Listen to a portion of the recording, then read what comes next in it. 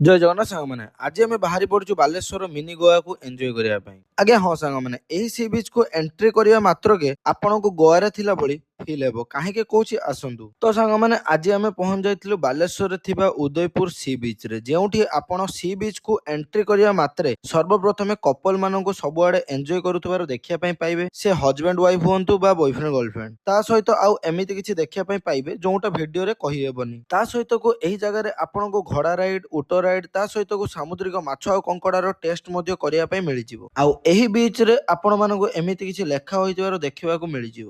ଆଉ ଏପଟେ ମୋ ଛୋଟ ଭାଇ ତାର କିଛି ବ୍ଲଗ ବନେଇବାରେ ଲାଗି ପଡିଛି। ତାପରେ ତାର ବ୍ଲଗ ବନେଇବା ସରିଲା ପରେ ଆମେ ଚାଲିଲୁ ମାଛ ଖାଇବା ପାଇଁ, କିନ୍ତୁ ମାଛର ପ୍ରାଇସ ବହୁତ ହାଇ ଥିଲା ଆଉ ମାଛ ଗୁଡିକ ଫ୍ରେଶ ବି ନଥିଲା। ଆଉ ସେଇ ମନ ଦୁଃଖରେ ଆମେ ଆସି ଯାଇ ପହଞ୍ଚି ଯାଇଥିଲୁ ଏଇ ଭାଇନାଙ୍କ ପାଖରେ ଚିକେନ ଫ୍ରାଏ ମସଲା ଖାଇବା ପାଇଁ। ତାପରେ ଭାଇନାଙ୍କୁ ମୁଁ ପଚାରିଥିଲି ଭାଇ ଫ୍ରେଶ ହେବ ନା ନାହିଁ। ଭାଇ ତାଙ୍କର ପୁରା ଗ୍ୟାରେଣ୍ଟି ଦେଲେ, କହିଲେ ଖାଇଲା ପରେ ଭଲ ଲାଗିଲେ ପଇସା ଦେବ, ନହେଲେ ଦେବନି। ମୁଁ ତ କହୁଛି, ମୁଁ ତ ଗ୍ୟାରେଣ୍ଟି ଦେଇ କହୁଛି ନା, ଆଗେ ଖାଇବେ ପଛେ ପଇସା ଦେବେ, ଭଲ ନ ଲାଗିଲେ ପଇସା ଦେବନି।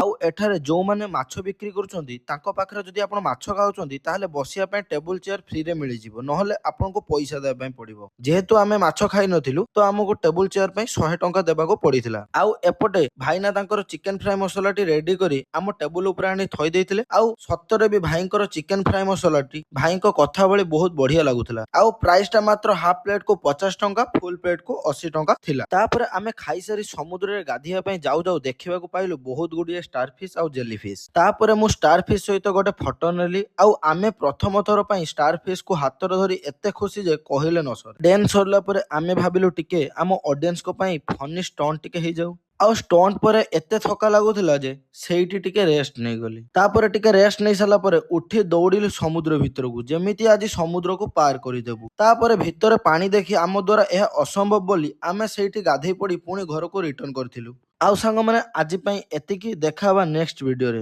କହିଲ ଦେଖି କେମିତି ଦେଖାହବା, ତମେ ତ ଫଲୋ କରୁନ। ସାଙ୍ଗମାନେ ଦୟାକରି ଏଇ ଛୋଟିଆ ବ୍ଲଗରକୁ ଟିକେ ଫଲୋ କରନ୍ତୁ। ଆପଣଙ୍କ ସପୋର୍ଟ ମୋର ମୋଟିଭେସନ। ରହିଲି, ଜୟ ଜଗନ୍ନାଥ।